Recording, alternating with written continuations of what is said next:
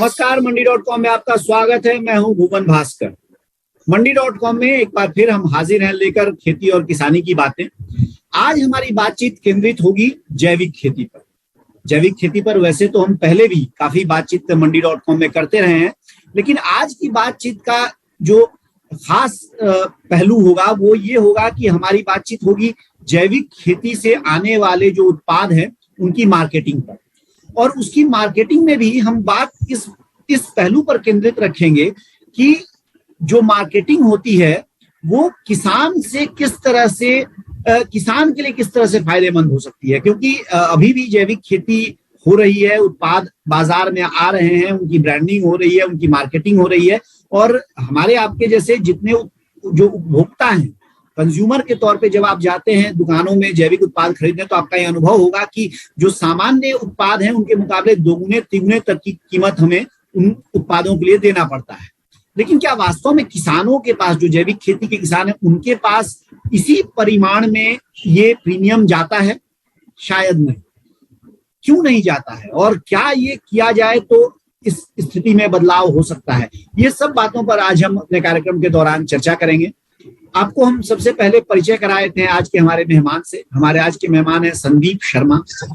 संदीप छत्तीसगढ़ के बिलासपुर से हमारे साथ जुड़े हैं, और संदीप वैसे शैक्षणिक आधार पर इंजीनियर हैं, लेकिन पिछले कुछ वर्षों से जैविक खेती से जुड़े हुए हैं। जैविक खेती से जुड़ने के बाद एक 5-7 साल जैविक खेती में रहने के बाद उन्होंने जैविक खेती की मार्केटिंग से भी अपने को जोड़ा है। और खास बात यह है कि संजीव जो पूरा काम करते हैं वो करीब 200-250 किसानों के साथ मिलकर करते हैं, और जैविक जो उत्पाद है उनकी मार्केटिंग इनका एक तरह से आप कह सकते हैं कि यूएसपी है। तो हम आज संदीप से ये समझने की कोशिश करेंगे कि आखिर एक आम किसान कहाँ चूक रहा है और किस चूक को खत्म करके वो ज्यादा से ज्यादा भाव हासिल कर सकता है जैविक उत्पादों का। संदीप, बहुत बहुत स्वागत है आपका हमारे कार्यक्रम में। हाँ जी, धन्यवाद। संदीप, हम मूल विषय पर जो बार बार मैंने अभी कहा है इस कार्यक्रम का परिचय कराने में अपने दर्शकों से, उस पर हम आएंगे, जल्दी ही आएंगे। बट उससे पहले मैं चाहूंगा कि थोड़ा सा कार्यक्रम को एक पर्सपेक्टिव देने के लिए आप अपने बारे में बताएं, और खास तौर से अपने बारे में ये बताएं कि जैविक खेती में आपकी रुचि क्यों हुई, और जैविक खेती में आने के बाद से मैं आपसे खेती के लिए नहीं पूछूंगा, लेकिन कारोबार, बिजनेस, आजीविका, लाइवलीहुड के लिहाज से आपका अनुभव क्या रहा है? जी, मैं रहने वाला शिवपुरी मध्य प्रदेश का हूँ, और जैसा कि सभी लोग 12वीं करने के बाद कॉलेज की पढ़ाई के लिए इंजीनियरिंग करने में आगरा आया, और इंजीनियरिंग के माहौल के बीच में मैं अपनी उपयोगिता को नहीं देख पा रहा था। ना तो मुझसे अंग्रेजी की पढ़ाई हो पा रही थी, और ना ही मेरे को बहुत उसमें रुचि हो रही थी कि सारी किताबें पढ़ के मैं कहाँ पहुंचूंगा। उसी बीच में अब्दुल कलाम जी के स्टेटमेंट अखबारों के माध्यम से मैं पढ़ता था, इंजीनियरिंग ग्रेजुएट्स गांव में लौट जाएं और सेल्फ एम्प्लॉयमेंट करें, हमारी यूनिवर्सिटियां रोजगार देने में सक्षम नहीं है, ऐसा कलाम जी लगातार बोलते थे, जिनको मैं अखबार में पढ़ता था। उस बीच में ये मन हुआ कि और 2020 तक भारत को विकसित राष्ट्र बनाना है। ये वाला विचार से मैं लगा कि कुछ मेरी उपयोगिता हो सकती है कि मैं इस दिशा में कुछ सोचूं। तो मुझे ये बताइए कि जो जैविक खेती आपने शुरू की वो कैसे शुरू की? क्योंकि आपने बताया कि आपका बैकग्राउंड खेती का नहीं था, तो आप खेत आपके पास कहाँ से आए? क्या वो आपको पैतृक खेत था या आपने उसको लीज पर लिया? किन किन चीजों की आपने खेती शुरू की और शुरुआती मुश्किलें क्या रही? आपको अच्छा लगेगा कि जब मैं अस्थमा ठीक हुआ वो मेरा आयुर्वेद से ठीक हुआ। मेरा पहली बार ध्यान गया कि ये जो जीवन शैली है ये ठीक नहीं है। वो पहला पॉइंट था कि जो मैं 19 साल का था और हर साल इनहेलर से और एलोपैथी से परेशान था, और मैं कुछ आयुर्वेद की कुछ जड़ी बूटियों से फ्री में ठीक हुआ, इसका कोई पैसा नहीं लगा। वो एक टर्निंग पॉइंट था कि जब मैं स्वस्थ हो पाया तो हिम्मत आई कि जीवन शैली में बदलाव करना जरूरी है। एक ये पॉइंट था। और 10 साल की वो जर्नी, जहाँ अलग अलग गाँव में रुकना और उन लोगों को संग में कुछ सीखने की कोशिश करना, जिसमें गौपालन, मधुमक्खी पालन, और लगातार लोगों की प्रॉब्लम को देख रहा था कि सभी लोग शहरी जो गांव में रह के काम कर रहे हैं, इनकी कॉमन प्रॉब्लम है। एक ये नेटवर्क बना। तब 2012 में हम कुछ दोस्तों ने प्लान किया कि हम लोग एक जमीन लेते हैं और एक जैविक खेती का एक प्रयोग शुरू करते हैं, जो कि छत्तीसगढ़ में आना हुआ।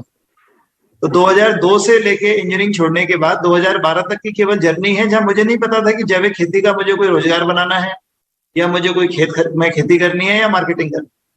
पर 2012 तक ये समझ में आया कि मेरे को शहर में नहीं रहना, ये तय हो गया था, और गांव में रह के कुछ ऐसा मीनिंगफुल काम करना है कि गांव के बच्चे शहरों में ना जाएं और गांव में सम्मानजनक जी सके। इस उद्देश्य को लेके हम लोगों ने कुछ दोस्तों से बात करके, हाँ, कौन कौन सी चीजों की खेती आपने शुरू की और हाँ, वो जब शुरुआत आपने की उसके शुरुआती चैलेंजेस क्या थे? 2012 में खेत खरीदना पहला चैलेंज था कि हम लोगों ने खेत खरीदा, उसकी लेवलिंग करना, घर बनाना, और जब पहली फसल हमारी जैविक खेती की निकल के आई, जो 10 साल की ट्रेनिंग थी वो फेल हो गई, क्योंकि उस खेती को खरीदने, उस फसल को लेने वाला कोई नहीं।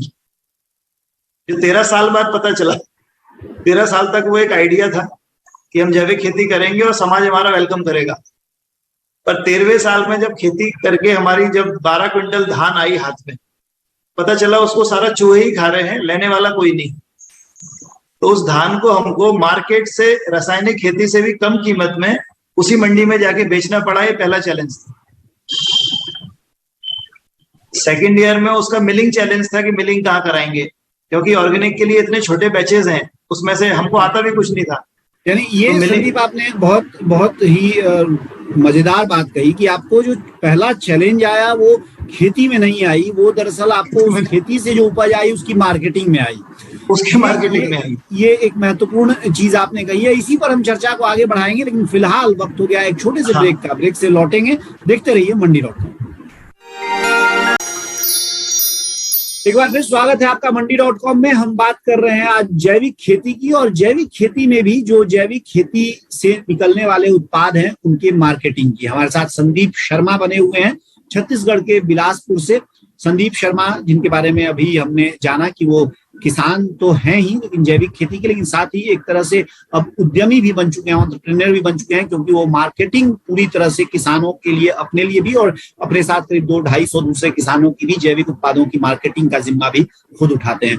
संदीप, आपने बताया कि जो आपकी सबसे पहली और सबसे बड़ी चुनौती थी वो मार्केटिंग की थी, और ये आप ही की नहीं, मुझे लगता है देश के लगभग हर किसान की कहानी यही है। तो आपने किया क्या, समाधान कहाँ से निकाला? तो जो पहले साल का चैलेंज था उसको सुलझाने की कोशिश की, और यही पता चला है केवल मेरी समस्या नहीं है, जितने भी जैविक खेती करने वाले किसान हैं, वो खेती ट्रेनिंग का जो दौर चला है पिछले 5-7 साल में, हजारों लाखों लोगों ने ट्रेनिंग ली है, पर जब एक किसान जब खेती करके उत्पादन को लाता है तो उसकी लागत सामान्यतः दुगनी हो जाती है, क्योंकि वो जो रासायनिक से जो उपज है उसकी तुलना में अभी भी जैविक की उपज आधी है, तो रेट सीधा 1.5 से 2 गुना उत्पादन के लेवल पे आ जाता है, और उस लागत को देने की समाज की अभी तैयारी नहीं है। ये जो चैलेंज है, तो हम लोगों को ये समझ में आया कि कैसे हम लोग इस मुद्दे को कनेक्ट कर पाए कि जागरूक व्यक्ति और वो जागरूक किसान, ये दोनों आपस में जुड़े, क्योंकि आम किसान की हिम्मत नहीं है कि जैविक खेती के जो होने वाले नुकसान है उसको झेल सके। तो इस सेक्टर में वही लोग सफल हो पा रहे हैं जो शिक्षित हैं, जिनका कोई कमिटमेंट लेवल है कि हमको सरकार के लिए खेती नहीं करनी है, हमको अपने स्वास्थ्य के लिए खेती करनी है और समाज को स्वस्थ बनाने के लिए खेती करनी है। इस फील्ड में एक तो वही लोग सफल हैं जो शिक्षित हैं और जिनका कमिटमेंट लेवल बहुत ज्यादा है। इस फील्ड में वो सारे लोग फेल हो रहे हैं जो केवल पैसा देख रहे हैं। तो मार्केटिंग का सॉल्यूशन किस तरह से आपने खोजा? मार्केटिंग के सॉल्यूशन के लिए हम लोगों ने, जो सभी लोग कर सकते हैं, लोगों को फ्री गिफ्ट बांटना, छोटे छोटे मेले लगाना, सोशल मीडिया का यूज करना, वेबसाइट को बनाना। बीच में हमारी हिम्मत टूटी, जब 4 साल तक हम लोग लगातार मार्केटिंग में भी फेल हुए, हम लोगों को 4 साल बाद खेती बंद करनी पड़ी। मुझे 1 साल पूरा ब्रेक लेना पड़ा कि हमारी नुकसान सहने की क्षमता खत्म हो चुकी है। लगभग हम लोग जो 50 लाख दोस्तों से लगाए थे, 30-40 लाख रुपए और खर्च कर दिए। मतलब ये एक्सपेरिमेंट के नाम पे हमारी सारी क्षमता खत्म हो चुकी है, और हम लोगों ने ब्रेक लेके फिर सोचा कि हम क्या करें। देन हम लोगों ने मार्केटिंग को लेके स्पेसिफिक स्ट्रेटेजी बनाई कि हम लोग सीधा सीधा उत्पादन ना करके अब फोकस अपना मार्केटिंग पे करें, और उन सारे लोगों की जो हमारे मित्र हैं जो इस तरह का उत्पादन कर रहे हैं, क्यों ना उनको के उत्पादन को सेल करने में सपोर्ट करें। तो ये आपको अच्छा लगेगा कि हम लोगों ने पहली बार जो फार्मर्स प्राइड के नाम से जो हमारी संस्था ने काम किया कि हर उत्पादन के साथ किसान की पहचान को जोड़ा। यदि हम 1 किलो चावल भी बेच रहे हैं तो वो किसान किस किसान का है, उसका पहचान हमने उस पैकेट पे दिया, ताकि एक किसान को यदि सम्मान के साथ जोड़ना और लोगों को कनेक्टिविटी बना पाना, जो ट्रांसपोर्टिंग के खर्चे हैं, पॉलिथीन के खर्चे हैं, ये बीच में से हटे, क्योंकि जितना भी प्लेटफॉर्म्स है ये बहुत खर्चीले हैं। लगभग सोशल मीडिया के जितना ऑनलाइन प्लेटफॉर्म है, लगभग 40 से 50% तक लागत ये लोग ले जाते हैं। किसान के पास जो आ रहा है, अभी हमारा जो वर्किंग है उसमें 78% हम लोग किसान को रिटर्न कर पाते हैं, और बाकी का जो 22% है वो पॉलिथीन, स्टिकर, ट्रांसपोर्टिंग और कोरियर। लॉकडाउन के बाद से जो भी व्यापार को नुकसान हुआ है, इसमें ट्रांसपोर्टिंग कंपनियों ने अपने चार्ज काफी बढ़ा दिए। तो संदीप मुझे ये बताइए कि जब आपने कहा कि जो पहले 4 साल में आपने जो खेती की वो प्रयोग असफल हुआ, उसमें कौन कौन से उत्पादों की खेती आप कर रहे थे, और क्या उसके असफल होने के पीछे केवल एक यही रीजन था कि आप लोगों को उसका भाव अच्छा नहीं मिल पा रहा था? हाँ, यस, यही रीजन था कि एक तो भाव अच्छा नहीं मिल रहा था। हम लोगों ने विष्णुभोग चावल लगाया, अरहर की दाल, चना और एक सरसों तेल का मिल लगाया हमारे खेत, दलिया की मशीन, आटे की मशीन, लगभग 60-70 तरह के प्रोडक्शन बनाने शुरू किए। पर समाज में उतनी अवेयरनेस नहीं है, लोग बात कर रहे हैं पर रेगुलर मंथली वो उस सामान को परचेज कर सकें, वो समय कोरोना के बाद से बढ़ा है। जब हम लोगों ने शुरू किया था तब वो समय भी नहीं था। अभी लॉकडाउन के बाद से लोगों का ध्यान गया है कोरोना के बाद, कि लोग स्वास्थ्य के प्रति अवेयर हुए हैं, इसके कारण लोगों का ध्यान जा रहा है। तो हम लोगों ने इतना ही किया कि उन फसलों को कनेक्ट करने के लिए लोगों से छोटी छोटी मीटिंग्स करना। पर जो बाद में हमको अभी जो समझ में आता है कि सारी की सोशल मीडिया ब्रांडिंग, इवन हम लोगों ने सबसे प्रीमियम जो लोकेशंस हैं, गोल्फ इवेंट्स हैं, सब कुछ किया। पर जो चैलेंज अब आता है कि छोटे छोटे बैच में होने से एक जैसी क्वालिटी मेंटेन कर पाना, और उस कस्टमर और किसान की कनेक्टिविटी ही सबसे बड़ा चैलेंज अभी दिख रहा है। अभी समाज को भरोसा नहीं हो पा रहा है कि दुगने तिगने दाम देने के बाद भी वो जो प्रोडक्ट है वो जैविक है भी या नहीं। अभी जो सबसे बड़ा सवाल है वो ये है। अब सवाल आपने, क्योंकि क्वालिटी की बात आपने उठाई है, तो क्वालिटी के लिए कई सारे ऐसे ब्रांड हैं, जो कुछ जर्मन ब्रांड भी हैं और अपने जो घरेलू भी, मतलब ब्रांड यानी मुहर जो सर्टिफिकेशन है, जो जैविक का सर्टिफिकेशन करते हैं। तो क्या ये सर्टिफिकेशन आपके जो उत्पाद हैं उन पे आपने लिया है, और अगर आपने लिया है तो फिर क्यों ये विश्वास का संकट क्यों है? क्या सर्टिफिकेशन से भी ग्राहकों को उम्मीद पूरी नहीं बनती है? नहीं बन रही है, क्योंकि अब मार्केट में इतने सारे ब्रांड हो गए हैं, सभी के पास सर्टिफिकेशन हो गए हैं। तो अभी ये जो इशू है कि जो कंफ्यूजन की कि एक एज ए कस्टमर लोग ये नहीं समझ पा रहे हैं कि ये किस ब्रांड का लेना हमारे लिए सही होगा। तो हम लोगों ने इस बीच में जो किया कि आप ब्रांड को बीच में से हटाते हैं, हम डायरेक्ट किसान और कस्टमर को जोड़ने की कोशिश करते हैं। यदि शहर के लोग अपने नजदीकी किसानों के संग संपर्क करते हैं और वो production without packaging, without polythene, कम से कम ट्रांसपोर्ट में वो किसान और ग्राहक यदि जुड़ जाते हैं, तो ये सबसे ज्यादा मुनाफा इसमें किसान को होगा। और यदि किसान का मार्केट शहर में ही खत्म हो जाता है उसका उत्पादन, तो हमारा सब मैक्सिमम मुनाफा किसान को हो सकता है। हम लोग इस थीम पे काम कर रहे हैं। तो ऐसे कितने किसान आपके समूह में हैं, और ऐसे कितने ग्राहकों से आप अभी तक जुड़ चुके हैं जिनको आप सीधे सप्लाई कर रहे हैं? लगभग 250 किसान अभी हमारे संपर्क में हैं, जिनसे हम लोग सामान जिनका उत्पादन ले रहे हैं, और लगभग 1200 से ज्यादा कस्टमर है रेगुलर, जिन फैमिलीज को हम लोग रेगुलर सप्लाई करते हैं। वो सारी फैमिलियां अलग अलग शहरों में हैं, तो हम लोग बिलासपुर में सारे किसानों से सामान इकट्ठा करते हैं और रेगुलर मंथली उनके पैकेजेस के हिसाब से उनको भेज देते हैं। नए लोगों को जोड़ने के लिए सोशल मीडिया, वेबसाइट, इनका भी उपयोग करते हैं। पर इस सबके साथ पहली बार जोड़ने के लिए सोशल मीडिया और वेबसाइट काम करती है, पर सेकेंड ईयर में सेकेंड टाइम जो है वो ऑर्डर आपकी क्वालिटी, रेट और सर्विस पे डिपेंड करता है। जी बिल्कुल, बिल्कुल सही बात। हाँ, तो मेरे जिस फील्ड में जो भी नए किसान जो काम कर रहे हैं, उनके लिए एक लगातार जो फोकस उनका डिजाइनिंग और उस पे है, वो केवल एक कदम काम आएगा। अगले कदम पे हमें रेगुलरिटी और समाज का विश्वास बना के रखना है। जी, ये जो इशू है कि हम लगातार विश्वास बनाए रखें। यानी जैविक में निश्चित तौर पे अगर कोई प्राइस प्रीमियम देने के लिए तैयार है, अगर 1.5 गुना 2 गुना दाम देने के लिए तैयार है, तो सबसे बड़ी जो चीज है वो चाहेगा कि जो गुणवत्ता की विश्वसनीयता उसको मिले, गारंटी मिले। हमारी ये चर्चा जारी रहेगी। फिलहाल लेंगे एक छोटा सा ब्रेक से लौटेंगे और कुछ और सवाल हम पूछेंगे संदीप शर्मा से जैविक उत्पादों की मार्केटिंग के बारे में। बने रहिए हमारे साथ, देखते रहिए मंडी रोड।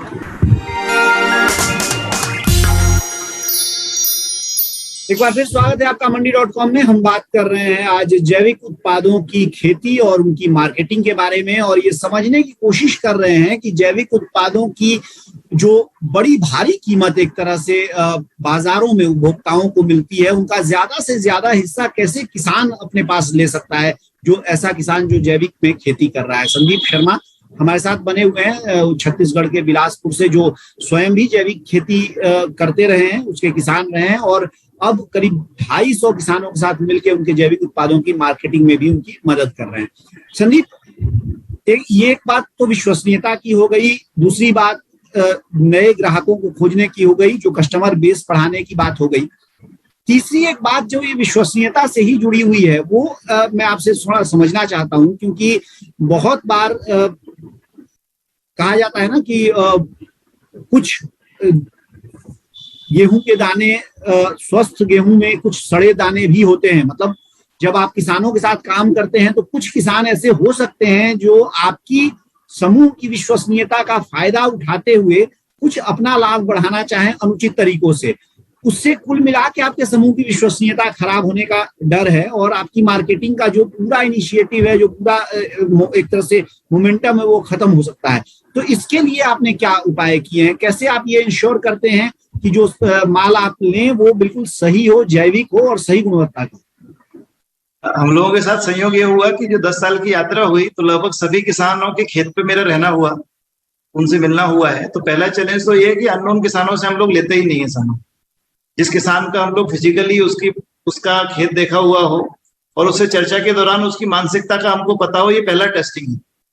जो भी करने वाला सही किसान होगा उसके पास जानकारी ठोस होती है। इस तरह से हम लोग पहले टेस्टिंग करते हैं। फाइनली उसके बाद जो उसका प्रोड्यूस है, उसका हर बैच को जो हम परचेज करते हैं वो NABL लैब के थ्रू, जो भारत सरकार का एक सिस्टम है गुणवत्ता का जांचने का, तो हर बैच को हम लोग टेस्ट करके देख लेते हैं कि जो बैच परचेज हुआ है उसमें केमिकल है कि नहीं। इस तरह से हम लोगों ने क्वालिटी पैरामीटर को बहुत ही टाइट किया हुआ है। तो लगातार लोग कोशिश करते रहते हैं कि हम लोग हमको बेच पाए अपना कुछ गलत सामान भी, पर वो ऐसा हो नहीं पाता है। इसमें एक ये तो हो गया जो आप करते हैं, लेकिन इसके साथ ही संदीप, मैं थोड़ा अगर आपसे ये समझना चाहूं कि एक कोई किसान अगर किसी के पास समूह नहीं है, अगर किसी ने मान लीजिए कि कोई ग्रुप नहीं बनाया हुआ है या किसी जैविक FPO से नहीं जुड़ा हुआ है, क्या उसके पास भी ऐसे कुछ अवसर हैं जिससे कि वो अपनी जैविक खेती को मुनाफे की खेती में बदल सकता है? या एक तरह से आप कहेंगे कि ये पूर्व शर्त है कि ज्यादा किसानों को एक साथ आना ही चाहिए और बिना समूह में गए जैविक खेती को फायदे का बनाना मुश्किल है? नहीं, ऐसा नहीं है। एक भी किसान जो जागरूक है वो आराम से इसको कर सकता है। उसको हिम्मत, शुरू में ये मार्केट इतना स्लो है, जागरूकता की कमी है, तो अपनी हिम्मत बनाए रखना है और लगातार लोगों से अवेयर करके लोगों से बातचीत करके एक 5 एकड़ के किसान को 20 परिवार भी यदि मिल जाए, 1 एकड़ का किसान ज्यादा से ज्यादा 4 परिवारों का पूर्ति नहीं कर सकता है, तो घबराने की बात नहीं है। यदि 1 एकड़ का किसान है तो 4 फैमिली ढूंढना उसके लिए बहुत आसान है। उन 4 परिवारों से बैठ के बात करें कि आपका सब्जी, दूध या अनाज में पैदा कर दूंगा। यानी कुल मिलाकर ये है कि जैविक उत्पादों की मार्केटिंग का जो की है वो डायरेक्ट मार्केटिंग है। जब तक आप डायरेक्ट मार्केटिंग में नहीं आएंगे तब तक आप उसको सही उसकी प्राइसिंग नहीं आप पा सकते हैं। हाँ, सही प्राइसिंग आप किसान नहीं पा सकते, ये अच्छा, उसका क्लू है। लागत के बारे में आपका अनुभव क्या रहा है? जैविक खेती की लागत और उसका उत्पादन, इसका जो अनुपात है, इसको आप कैसा पाते हैं? क्योंकि कई लोगों का ये मानना है कि जब आप जैविक खेती में जाते हैं तो वहां उत्पादन आपका कम हो जाता है। हाँ, कुछ उपजाऊ जमीनों को छोड़ के अधिकांश का तो ऐसे ही उत्पादन कम होता है, क्योंकि यूरिया और जो भी केमिकल हैं ये तेजी से काम करते हैं और अनाज का वेट बढ़ा देते हैं, मात्रा बढ़ा देते हैं। मात्रा बढ़ने से न्यूट्रिशन वैल्यू तो बढ़ती नहीं है पर प्रोडक्शन बढ़ जाता है।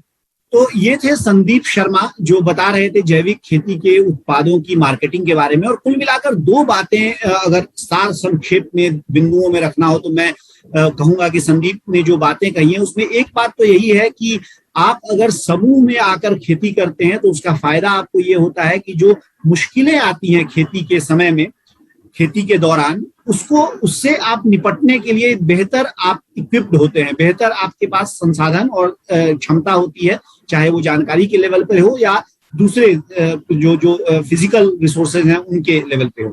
और जो दूसरी बात है वो ये है कि अगर आप मार्केटिंग में जब जा रहे हैं तो डायरेक्ट मार्केटिंग को पकड़िए, सीधे तौर पे आप उपभोक्ता से संपर्क कीजिए और उनको अपना एक तरह से भरोसा जीतिए उनको आप अपने खेतों पे लेके आइए, आप उनको अपने उत्पाद दिखाइए और फिर धीरे धीरे कस्टमर बेस बढ़ाइए। वहीं से आपको जैविक उत्पादों की खेती का सही फायदा मिल सकता है। इन्हीं बातों के साथ मंडी.com से अब मुझे दीजिए इजाजत। अगले हफ्ते हम फिर आएंगे किसी एक ऐसे ही बहुत ही सामान्य किसी ऐसे विषय पर चर्चा करने जो आप सबको पता है, लेकिन फिर भी आपके मन में उसको लेकर बहुत सारे सवाल हैं। उन सवालों का जवाब हम जानेंगे अपने विशेषज्ञ के साथ। फिलहाल मंडी.com से दीजिए मुझे इजाजत, लेकिन बने रहिए हमारे साथ, देखते रहिए डीडी किसान, क्योंकि डीडी किसान पर खबरों और कार्यक्रमों का सिलसिला जारी है। आपकी राय हमारे लिए बहुत महत्वपूर्ण है। आप हमारे टोल फ्री नंबर पर कॉल कर सकते हैं और अपनी राय दे सकते हैं। साथ ही आप ईमेल के जरिए भी हमें अपनी राय दे सकते हैं। हमारा ईमेल पता है ncdexmandi@gmail.com।